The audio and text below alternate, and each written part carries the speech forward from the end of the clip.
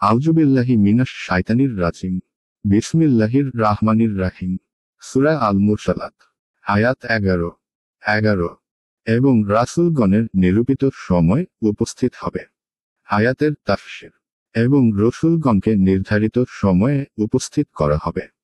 1 অর্থাৎ বিচার ফায়সালার জন্য। তাদের বয়ানসমূহ শুনে তাদের সম্প্রদায়ের ব্যাপারে ফায়সালা করা হবে। আয়াত 12 এই সমুদয় স্থগিত রাখা হয়েছে কোন দিনের জন্য? আয়াতের তাফসীর।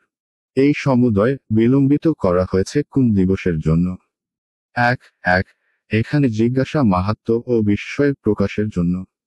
অর্থাৎ কি মহান দিনের জন্য ওই নবীদেরকে একত্রিত হওয়ার সময় বিলম্বিত করা হয়েছে, যেদিনের কঠিনতা এবং ভয়াবহতা মানুষের জন্য বড়ই বিস্ময়কর হবে। আয়াত 13 বিচার দিনের জন্য। আয়াতের তাফসীর। ফায়সালা দিবসের জন্য। 1 অর্থাৎ যেদিন লোকদের মাঝে ফায়সালা করা হবে। সেদিন কেউ যাবে জান্নাতে আর কেউ যাবে জাহান্নামে। আয়াত 14 বিচার দিন সম্বন্ধে তুমি জানো কি? আয়াতের তাফসীর। কিসে তোমাকে জানালো? ফায়সালা দিবস কি? আয়াত 15 সেদিন দুর্ভোগ মিথ্যা আরোপকারীদের জন্য। আয়াতের তাফসীর। সেদিন দুর্ভোগ মিথ্যাজ্ঞানকারীদের জন্য।